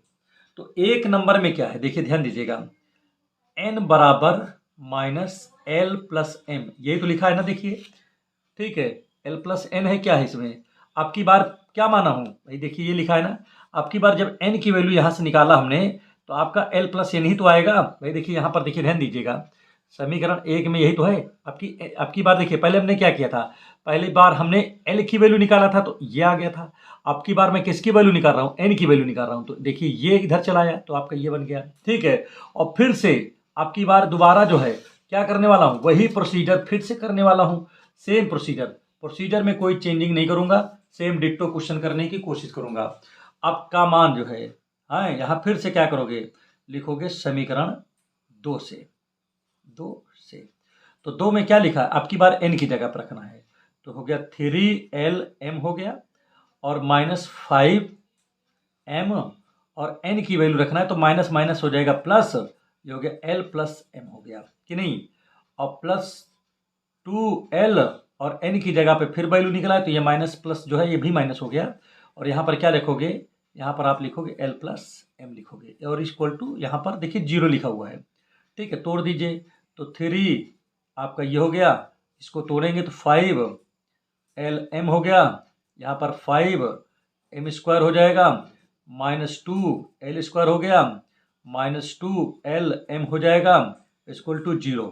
तो अब इसको देखिए मैं क्या लिख सकता हूँ, 5m² तो यहाँ पर ही है, इन दोनों को जोड़ता हूँ, 5 5 3 8, 8 में से जाएगा तो कितना बचेगा, 6lm बचेगा, और यहाँ पर माइनस का 2l² बच गया कि नहीं बच गया, ठीक है, इक्वल टू 0। अब की बार क्या करने वाला हूँ, वही सिस्टम, l² से भाग कर दूंगा, क्या कर दूंगा, l² से भाग दे दिया। तो जब भाग दे देंगे तो यहाँ पर क्या आएगा, 5m² अपॉन l², और यहाँ 6LM/L² -2L² इक्वल टू 0। अब ये दोनों कट गए ना L² से स्क्वायर, तो यहाँ पर क्या लिखा जा सकता है 5M/L का होल स्क्वायर इसको लिख सकते हो।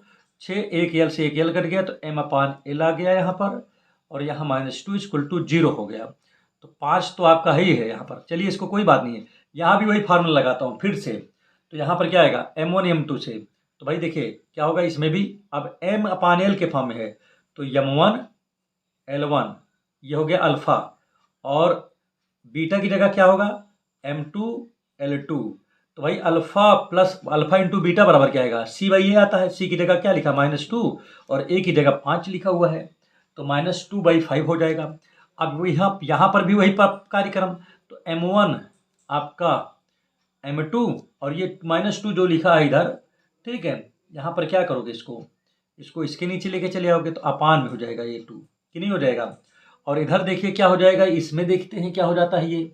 तो जब इधर आएगा तो क्या हो जाएगा, ये L1 L2 को इसके ऊपर लेके चले जा रहा हूँ, तो माइनस था तो माइनस को नीचे कर दिया, तो माइनस का देखिए 5 को पास कर दिया माइनस को, ये हो गया L1 L2 हो गया। तो यहाँ तक उम्मीद कर रहा हूँ कि आपके अच्छे समझ में आ गया होगा और इसको खूब अच्छे से जो है आप समझ चुके होंगे। अब इसके बाद देखिए क्या करने वाला हूँ। अब नेक्स्ट यहाँ पर प्रोसीजर है हमारा, ठीक है। क्या प्रोसीजर है, दो चीज़ें, इसको क्वेश्चन नंबर 4 मान लीजिए आप, जो है ज़्यादा बेहतर होगा।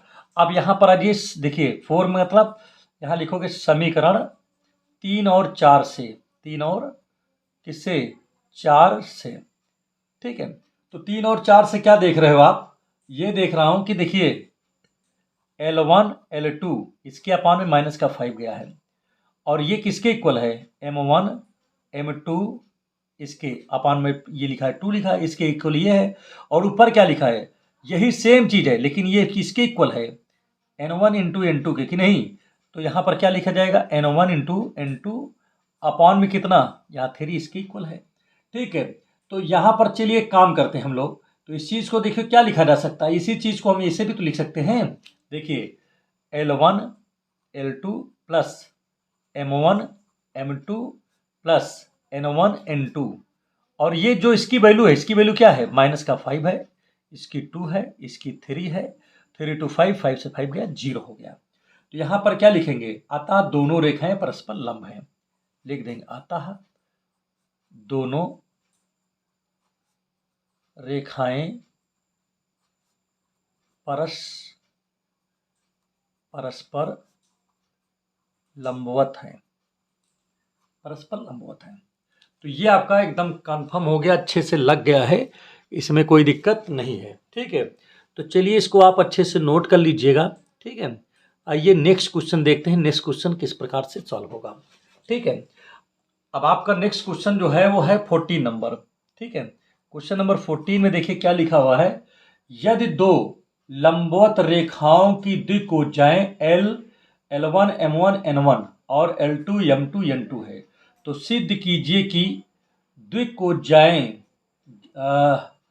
तो उस रेखा की द्विभुजाएं ज्ञात कीजिए जो दोनों रेखाओं के लंबवत हैं।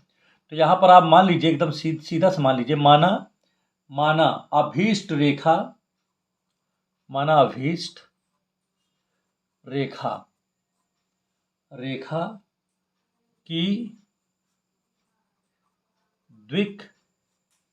क्या मानेंगे कोजाएं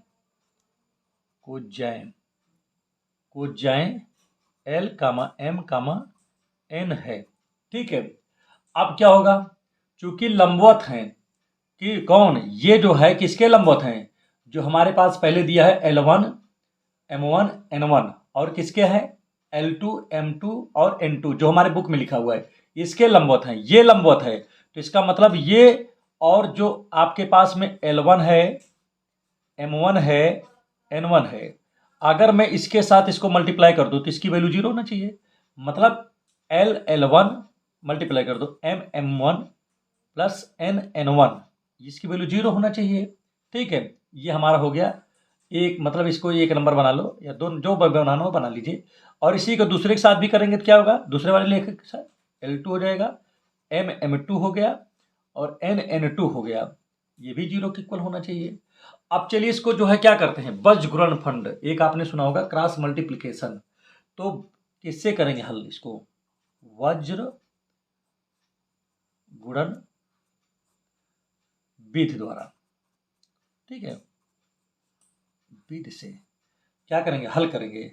तो L लिखेंगे यहाँ पर M लिखेंगे और यहाँ पर N लिखेंगे। बात समझ में आ रहा है नहीं आ रहा है? चलिए कोई बात नहीं है, कर दिया। अब L है तो L वाला यहाँ पर ढक लीजिए, क्या बचेगा, M1 M2, क्या बचा, ध्यान दीजिएगा, बोलिएगा यहाँ पर क्या बचा, M1 M2 और N1 N2 बच गया। अब जैसे M वाला है तो M वाला ढक दीजिए, तो क्या बचेगा यहाँ पर L1 L2 N1 N2, तो यहाँ बचेगा L1 L2 N1 N2 बच गया। इसी प्रकार से इधर करेंगे तो क्या आ जाएगा, L1 L2 M1 M2 हो जाएगा कि नहीं। तो अब क्या कैसे करोगे, इसका मल्टीप्लाई इसमें होता है, ठीक है, बात समझ में आ रहा है नहीं आ रहा है, इसका मल्टीप्लाई इसमें होता है, उसके बाद किसका होगा, इसका मल्टीप्लाई इसमें होगा। मतलब इन दोनों का मल्टीप्लाई करके इसको सब्ट्रैक्ट कर दोगे, मल्टीप्लाई करके, मतलब इस तरह L अपान इन दोनों में मल्टीप्लाई करोगे तो क्या आएगा, M1 N2 minus M2 N1, समझ में आ गया होगा, ठीक है। यहाँ इक्वल टू M जो लिखा हुआ है इसमें क्या करोगे, यहाँ पर L2 N1 minus L1 N2 हो जाएगा कि नहीं। यहाँ पर देखिए क्या हो जाएगा, N अपान क्या हो जाएगा, यही से देखिए L1 M2 हो गया माइनस L2 M1 हो जाएगा। तो इस प्रकार से देखिए यहाँ पर ये हो गया।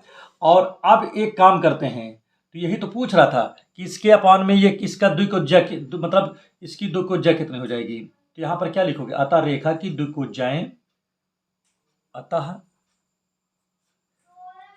रेखा की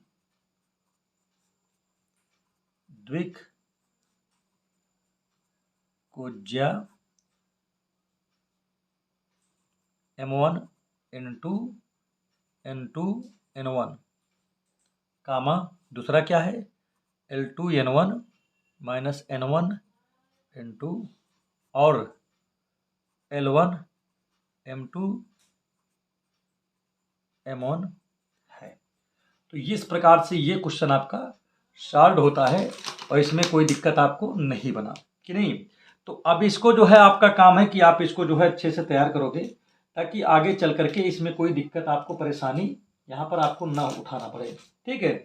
और सबसे इम्पॉर्टेंट चीज़ है कि प्रैक्टिस होना, प्रैक्टिस मस्ट है। अगर आपकी प्रैक्टिस अच्छी है तो आप अच्छा परफॉर्मेंस यहाँ पर दिखा ले जाओगे, ठीक है। प्रैक्टिस नहीं अच्छी है तो परफॉर्मेंस दिखाने में आपको दिक्कत हो सकती है, ठीक है। तो प्रैक्टिस पे विशेष ध्यान दीजिएगा, ठीक है। अब आइए नेक्स्ट क्वेश्चन देखते हैं, नेक्स्ट क्वेश्चन किस प्रकार से लगेगा, ठीक है। तो इसके सारे क्वेश्चन ताकि कंप्लीट हो जाएं, एक भी क्वेश्चन नहीं छोड़ रहा हूँ, सारे क्वेश्चन लगाने का यहाँ पर प्रयत्न कर रहा हूँ कि सारे क्वेश्चन यहाँ पर लग जाएं, ठीक है। अब नेक्स्ट क्वेश्चन देखिए क्या है, यहाँ पर एक घन के किन्हीं दो विकर्णों के मध्य का कोण बताना है, ठीक है। तो इसको देखिए मैं इधर लगा देता हूँ क्वेश्चन को, ठीक है। क्वेश्चन में देखिए ध्यान दीजिएगा, ये आपका 15 नंबर का क्वेश्चन है, ठीक है। यहाँ पर एक जो है आपके पास क्या है,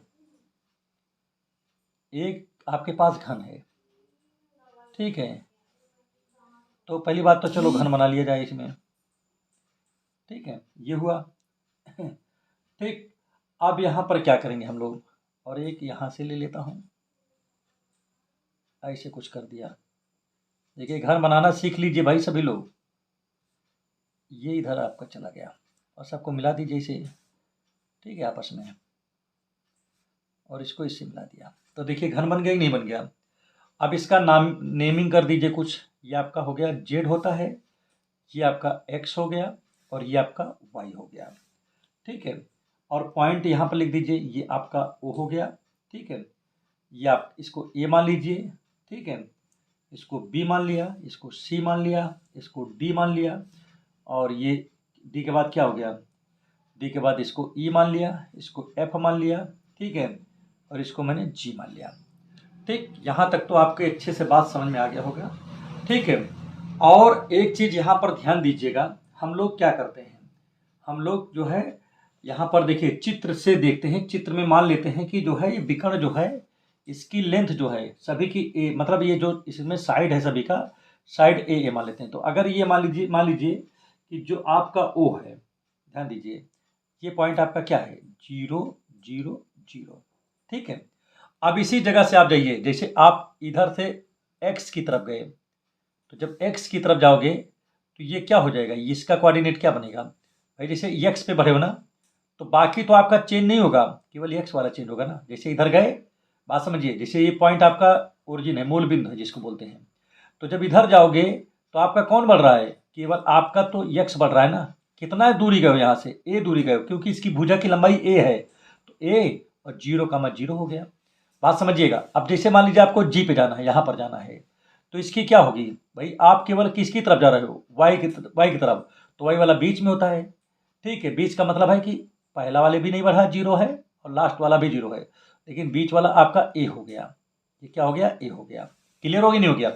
अब मैं इधर की बात करूँ, इधर जैसे जाओगे तो जेड वाला बढ़ेगा, लास्ट वाला बढ़ेगा। लास्ट वाला का मतलब है कि एक्स भी 0 है, वाई भी 0 है, लेकिन जेड आपका ए हो गया कि नहीं हो रहा है, बताओ। चलिए ठीक है, अब यहाँ तक आपके अच्छे समझ में आ गया होगा, कोई दिक्कत नहीं है।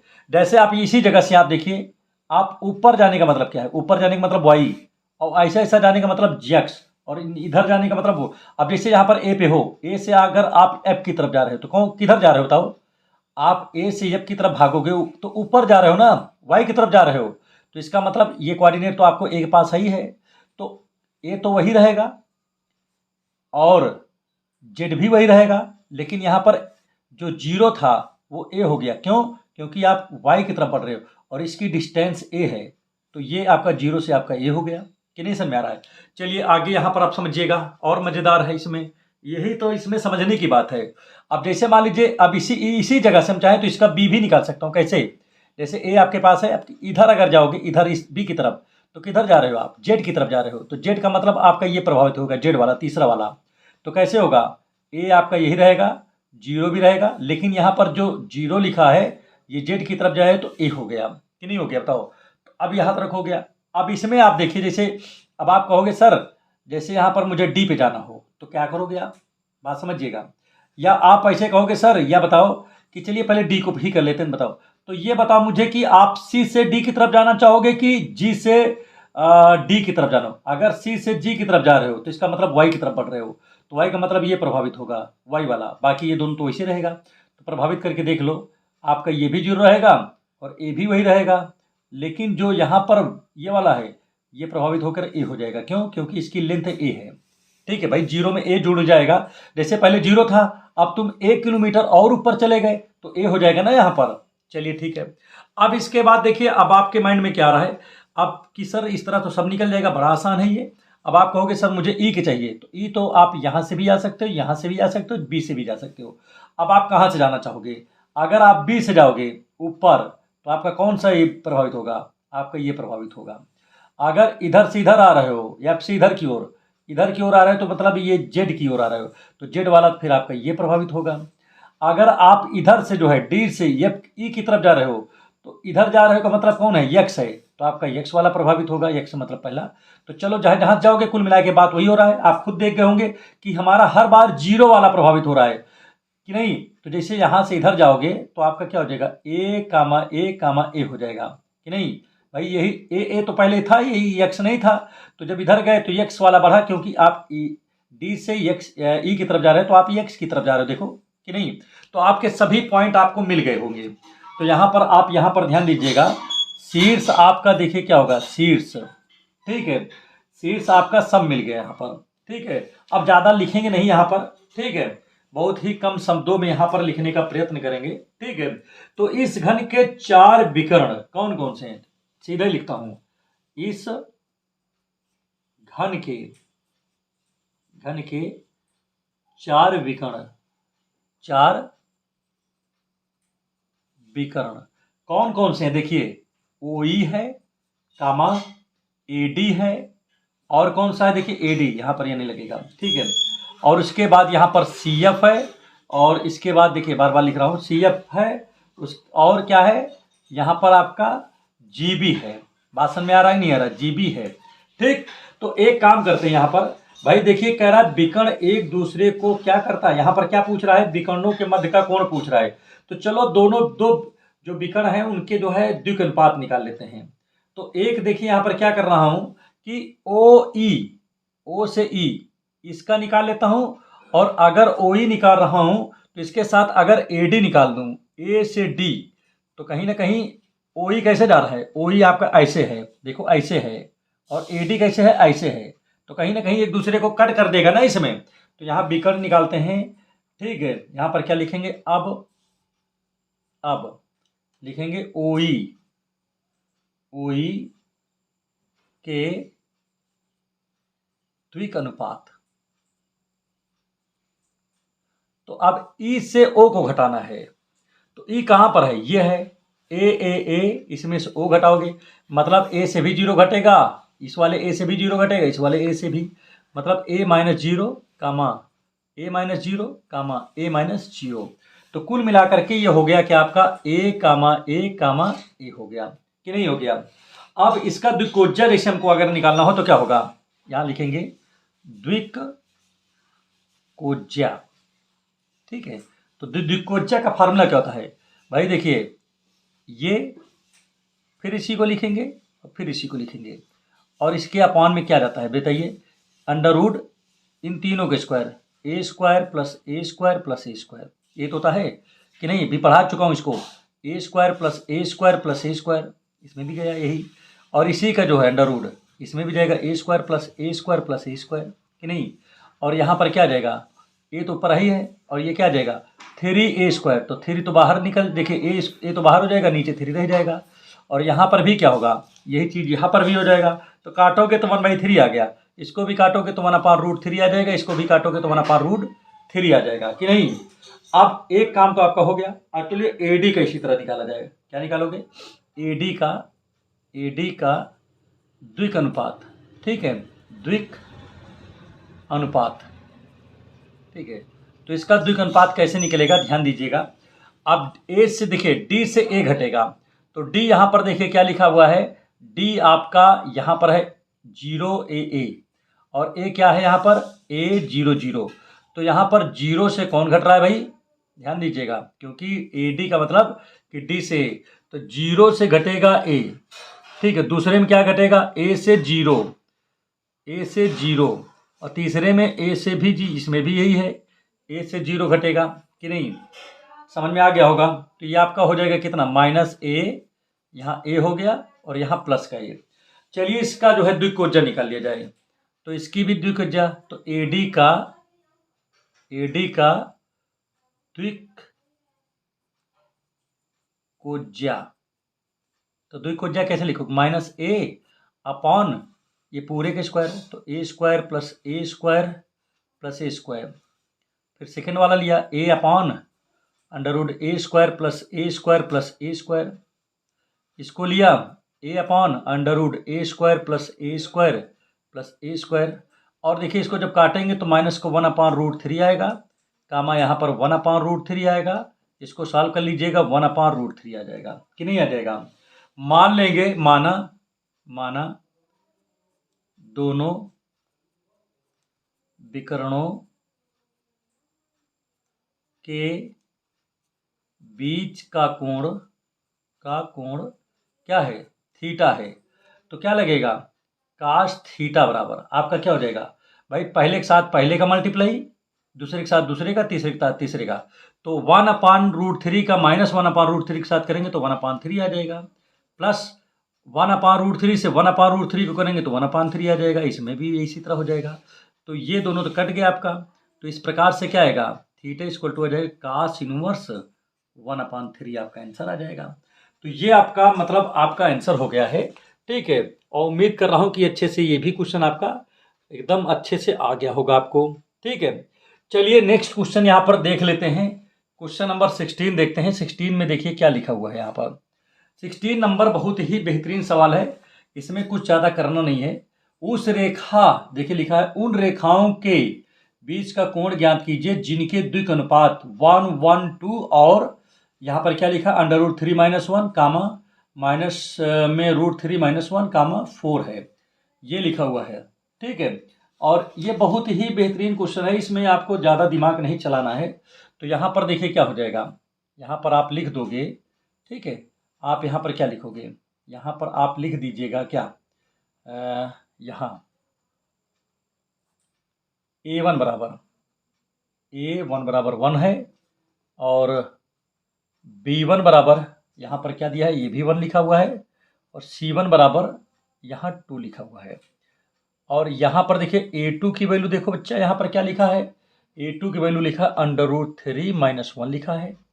B2 की वैल्यू देखिए यहाँ पर क्या लिखा है, B2 की वैल्यू लिखा है -√3 और -1 लिखा हुआ है। और C2 की जो वैल्यू लिखा हुआ है वो 4 लिखा हुआ है। तो इस प्रकार से देखिए, अब इनके बीच का कोण बताना है, तो यहाँ पर क्या लिखोगे, यदि रेखाओं के बीच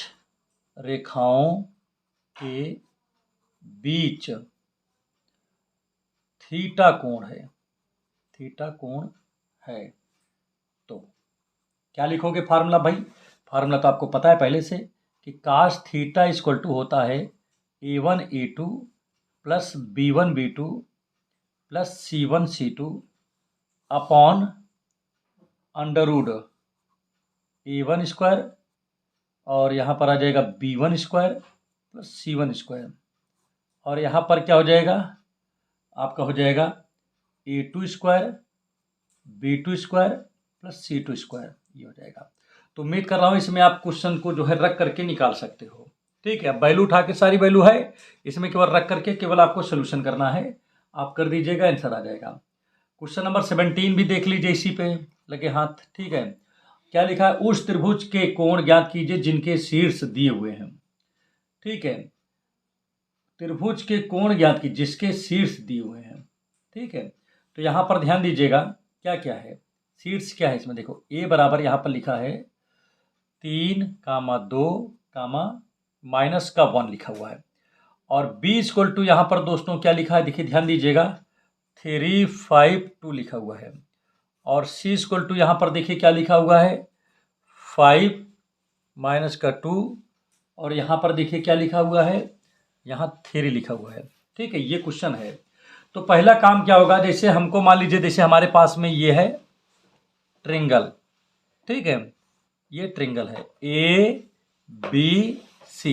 जैसे मुझे कोण A बताना है तो हमको क्या करना पड़ेगा, AB का हम डायरेक्शन रेशियो निकाल लेंगे और AC का डायरेक्शन रेशियो निकालेंगे। मतलब जहाँ AC लिखो जहाँ CA लिखो, बात एक ही है, ठीक है। बात समझ में आ रहा है नहीं आ रहा है। तो अब यहाँ पर हमारी बात समझिएगा, अगर मुझे मान लीजिए, बात को समझिएगा, AB का निकालेंगे और किसका निकालेंगे, जैसे मुझे किसकी वैल्यू चाहिए, cos A की वैल्यू चाहिए, तो आप यहाँ से निकाल सकते हो ABC, ठीक है। तो यहाँ पर देखिए इसके और इसके बीच में पड़ रहा है ना ये, तो इसका डायरेक्शन रेशियो निकाल के यहाँ पर रख दीजिए, बस काम आपका ओके हो गया, ठीक है। कैसे करोगे, AB का द्विक अनुपात निकालिए पहले, AB का द्विक अनुपात तो AB का द्विक अनुपात क्या होगा भाई, B से A वाले घटाओ तो 3 - 3 कामा 5 - 2 कामा 2 - 1 का मतलब +1, और ये हो जाएगा कितना 0, 3, और यहाँ पर 3 आ गया, ठीक है। अब AC का निकाल लीजिए यहाँ पर, तो AC का कितना आ जाएगा, ध्यान दीजिएगा, AC अगर आप यहाँ पर निकालोगे तो यहाँ पर क्या आ जाएगा, ठीक है। AC बोले चाहे CA बोले, बात एक ही चीज़ है, कोई दिक्कत यहाँ पर नहीं होगी। आप यहाँ पर CA भी लिख सकते हो, ठीक है। CA भी लिख ले रहा हूँ, जैसे CA का द्विक अनुपात, ठीक है। तो अब यहाँ पर क्या हो जाएगा, CA मतलब A से C को घटाना है, तो A से C का मतलब क्या है, A से C का मतलब यहाँ पर समझिएगा क्या हो जाएगा, यहाँ पर A से C को घटाइए, तो 3 से 5 घटाएंगे तो क्या आएगा, यहाँ पर 3 - 5, 2 + 2 -1 -3, ठीक है। तो ये आपका निकल के आ गया कितना, ये आ गया -2, 4, और यहाँ -4 आ गया कि नहीं। तो -4 आएगा, +4, इसमें एक बार और थोड़ा देख लो, चेक कर लो, ठीक है। यहाँ से क्या है CA लिखा है ना, तो सी ए का मतलब क्या है, सी ए का मतलब जैसे यहाँ पर -2 आया, ये आपका कितना आ गया ये, ठीक है। तो यहाँ पर ए मतलब क्या निकालना है आपको, ए सी ही निकालना पड़ेगा, ठीक है। सी ए ना करिए, ए सी कर दीजिए, ठीक है। तो यहाँ पर क्या हो जाएगा, ये आपका प्लस, ये माइनस, ये भी, ये तो ये आपका माइनस था ही, ये भी आपका हो जाएगा, और यहाँ पर देखिए दोनों प्लस हो जाएंगे। तो क्या होगा, ये माइनस, ये प्लस, ठीक है, इस तरह आ जाएगा। ये ज़्यादा अच्छा रहता है, जिसको निकालना हो वहीं से दोनों कर लो। तब जैसे कास थीटा आपको निकालना है तो क्या करोगे, कास ए निकालना हो जैसे आपको, तो आप क्या करोगे, पहले के साथ पहले मल्टीप्लाई, तो क्या है बताओ, जैसे 0 हो जाएगा आपका, और यहाँ पर देखिए 3 और -4 है तो -12 हो जाएगा कि नहीं, और प्लस, और 3 4 जो यहाँ भी 12 हो गया कि नहीं हो गया, और अपान में देखिए क्या है, अपान में इसका 099, और यहाँ पर भी देखिए क्या होगा, 4 16 16, भाई इसका 2 का 4 हो जाएगा, और -4 का 16, 1 के 16, तो भाई ऊपर तो 0 हो जा रहा है, तो कुल मिला के 0 का ये वैल्यू किसकी होती है बताइए, काश में 0 वैल्यू किसकी होती है बताइए, बोलिए, काश में 0 वैल्यू होती है 90 की, तो काश ए बराबर आपका 90 डिग्री आ गया, ठीक है। तो इसी प्रकार से जैसे बी को निकालना है तो क्या करोगे, आप इसका निकाल लीजिए, ये फार्मूला लगा दीजिए, तो इस प्रकार से आपका ए जो है आपका कंप्लीट हो गया, ठीक है। अब एक काम करते हैं, अब आज ये बी पे आते हैं, बी वाले क्वेश्चन को अब बताएंगे आपको।